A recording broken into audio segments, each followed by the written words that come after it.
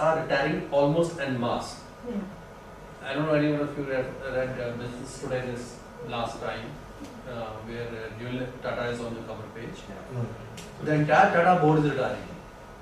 Okay, and that's not only to Tata. You look at Ambuja Cement, you look at ACC, you look at Grasim, and mass retirements are happening.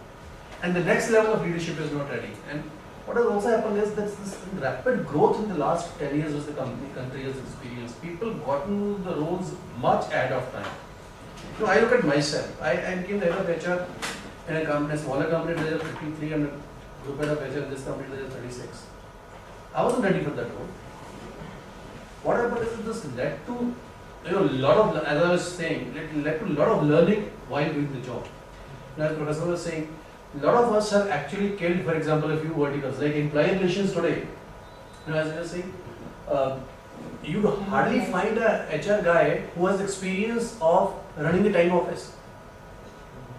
And all of a sudden he becomes the head of HR in a manufacturing company, and there is a labor union brigade. What he was asking, that what are the innovative practices? We did, in our previous company, what we used to say is, manage IR through HR, or HR type IR.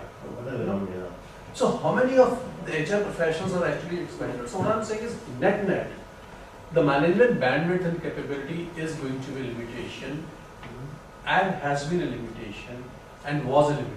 So that's a journey on which I don't think we have been able to crack it to the T. The rest, everything, I would say we are, we are always on everything else. We are looking for the next phase. In leadership development, we've done this. Now, how do we take it to the next phase and so on? But here, the journey where still I can't say that we've cracked. Aman, if I read two statements of yours, one is the management bandwidth and 100% recruitment through internal resources. Don't you think there is a gap in the strategy? It could be elusive for us. So, I said, but saying challenge is talent acquisition at the top level. Yeah. You are saying you want to do 100% in-house. That was a very short. I would say it was not. Which I see we can fill that gap. Sure. It was more of a tactical move last year, as I said. It was specific to that period. Prospecting is on. Yeah, so we are on. You are not. We are on.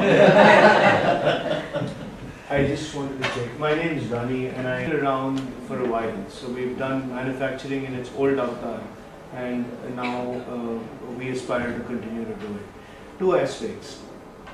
One is the gap that you stated. The other is the fact that you go into a downturn. Manufacturing was doing very well. You go into a downturn. Usually when you come out of a downturn, things are not, they will never go back to what they were. There will be a different reality. Okay. So as you said, for the last, I think manufacturing has really been in a severe downturn probably for about 5 to 7 years at least, while the other industries have been taking off. So there is a talent gap over there. First thing that will happen when you come out of it is that there will be a talent surplus, because some companies will move ahead of others. There will be people in other companies who are always easy for your recruiters to find. The real challenge will come when you break out of the total availability of manpower or other, managerial talent at a senior level. Your whole industry doesn't have so many people. Yeah. Your growth goes. So my question really is, are you anywhere mapping or looking at nurturing relationships with, say, consultants or whoever, so that when you reach that stage, because today you can recruit because it's from the industry, everything's familiar. The challenge comes when you've got to pick a guy from FMCG and get him to do your thing, or pick a guy from another industry and fit him into yours, which is when the talent surplus is not. That is really when we come in.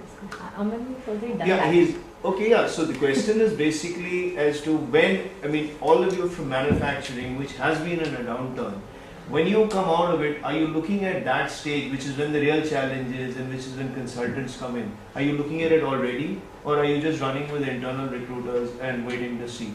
Look, I think we missed probably the first introduction. We have hired people across the industry, and we have leveraged our partners to the. So we are not a typical classical management. However, the last one is there was a tactical move to contain the cost, and hence we were internally, we are focusing only on the internal In fact, our stated philosophy is that this much percentage internally, this much percentage through websites, and this much percentage through the partner firms, and this much from the campuses, etc., etc. So we decide that in the beginning of the year. So I'm, Okay, what about the automobile people here? I mean, the same question to you. You finish? In any industry has a particular